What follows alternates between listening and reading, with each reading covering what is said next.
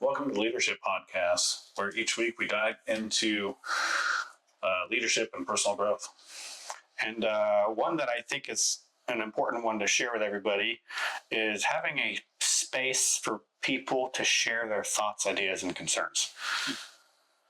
We had a conversation about failing safely. Now, Jed's not here, but he brought up a lot of good points. What was one of your favorite ones? So, Jed will be one of our special guests, hopefully a regular on the show. Wow, totally forgot where I was going with that. When we So what was one of your favorite things that he said about failing safely? Well, that's a tough question. I mean, most of it is creating that environment that allows someone on your team to feel that it's okay to make a mistake.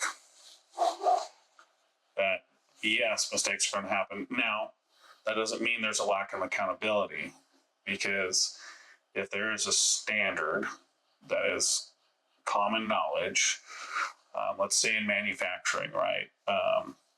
If you're making a roll of paper towels, it is advertised to have 160 sheets on that roll, and a technician that's making that towel turns it down to 156. So it's shorting each roll by 4 sheets.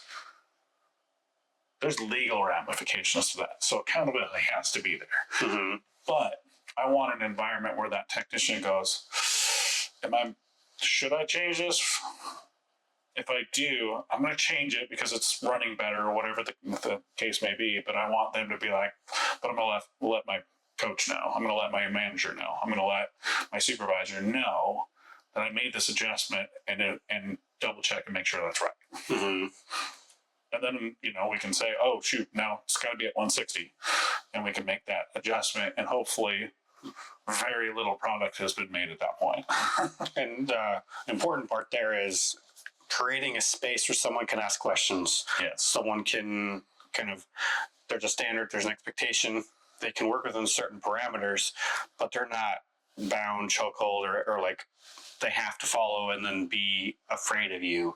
They want to see if they can improve something, and you give them the ability to do so. Yep.